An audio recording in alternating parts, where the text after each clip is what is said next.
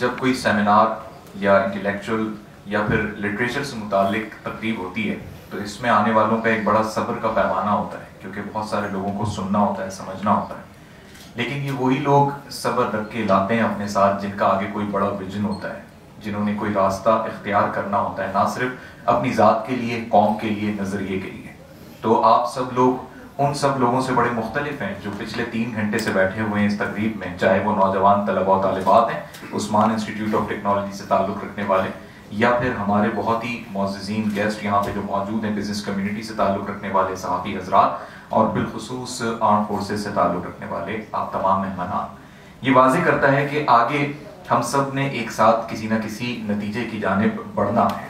آج کی اس تقریب میں کچھ اور بھی ہمارے اہم مہمانان نے آنا تھا اور کچھ ان کی جانب سے پیغامات ملے ہیں، اور وہ پیغامات بہت ہی میں کہوں گا کہ پروقار پیغامات ہیں، اور بالخصوص اس پورے ایجنڈا کے حوالے سے وہ پیغامات ہیں کہ ان چیزوں کو آپ تھوڑے سے اور ڈیفرنٹ اینگل سے بڑے پرسپیکٹو پر کیجیے، یعنی اس کو آپ تھوڑے سے قومی ویژن کی جانب لے کر جائیے. Professional youth foundation of Pakistan ایک ایسی آرگنائزیشن ہے جس کا بنیادی مقصد یہ ہے کہ ہم یوتھ کو اور پروفیشنلز کو آپس میں الائن کریں، کیونکہ یہ یوتھ جو آج اسٹوڈنٹس ہیں 4 سال بعد اپنی اکیڈمک لائف مکمل کرنے کے بعد پروفیشنل بن جاتے ہیں.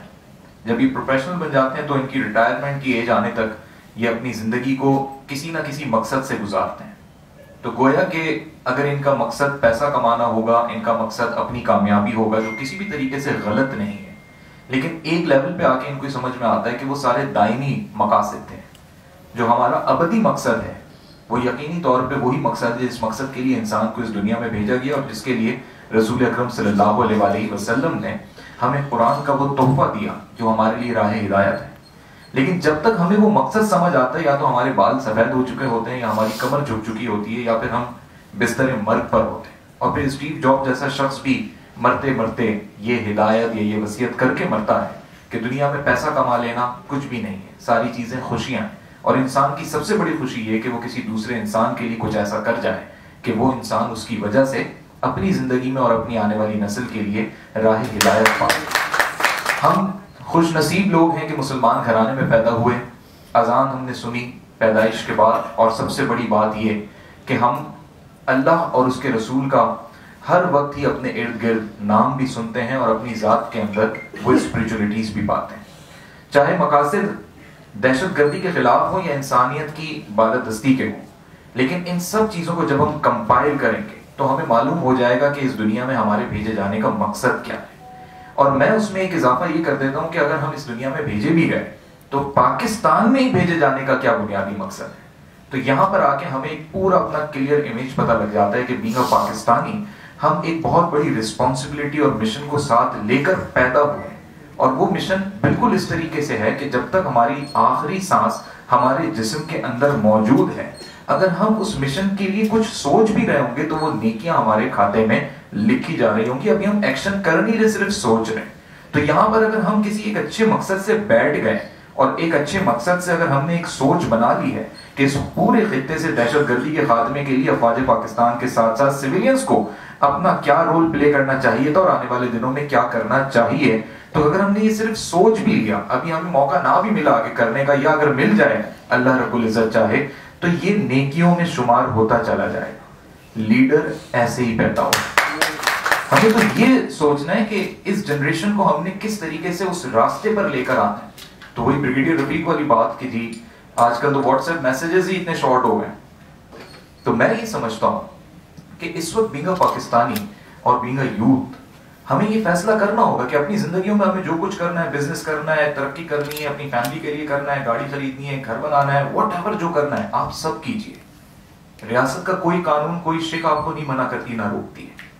لیکن اگین جب آپ اپنی مرضی کی چیزیں کر لیں گے تو اس وقت جب آپ قوم کے لیے کچھ کرنا چاہیں گے تو جو آج آپ کے پاس ہے وہ کل نہیں ہوگا. طاقت نہیں ہوگی آپ کے پاس، وہ اسٹیمنا نہیں ہوگا، وہ ول نہیں ہوگی. تو کیوں نہ آپ ایسا پلان بنائیں کہ اگر آپ ہفتے کے 6 دن اپنے لیے کر رہے ہیں تو 7ویں دن اس قوم کے لیے کچھ کریں. چاہے آپ سوشل میڈیا پہ ایک بلاگ لکھیں، چاہے آپ کسی ویب سائٹ پہ بلاگنگ کریں جیسے ملالہ یوسفزئی کرتی تھی. صرف اس کی ڈائریکشن اور تھی، آپ پرو پاکستانی ڈائریکشن پہ لکھیں.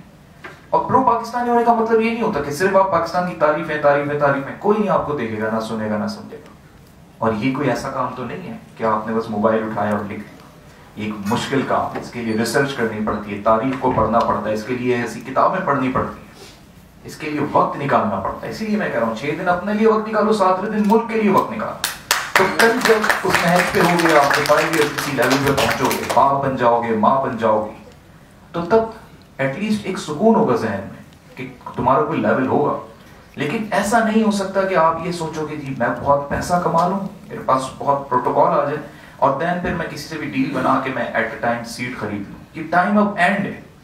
نیکسٹ الیکشن آپ دیکھ لیجیے گا کہ پولیٹیکل پارٹیز بھی مانگ رہی ہوں گی کہ ہمیں پروفیشنلز دو. وہ ایسے ہی لوگوں کو فرنٹ لیڈ پہ رکھنا چاہ رہی ہے, اور وہ پارٹیز جو بہت پہلے سے ہیں وہ اپنی پارٹی کے اندر ان لوگوں کو اوپر لے کر آ رہے ہیں جو انٹرنیشنلی طور پہ اپنا ایک بڑا مقام رکھتے. تو ہمیں اس حساب سے چلنا ہوگا, تو ہی ہم کسی لیڈنگ اور ایسی پوزیشن پہ ہوں گے کہ پاکستان کے نظام کو صحیح کر سکیں. ورنہ ہم اسی ٹریک پہ رہیں گے جو ٹریک چلتا چلا آ رہا ہے, اور مزید اس میں ہم الجھتے چلے جائیں گے. ان لاسٹ میں شکر گزار ہوں آپ تمام معزز مہمانان کا. I am really thankful. Pakistan کا جذبہ ہم سب کے دل میں ہے, اور پاکستان کے اسی جذبے کو لے کر ہم نے آگے بھی بڑھنا ہے.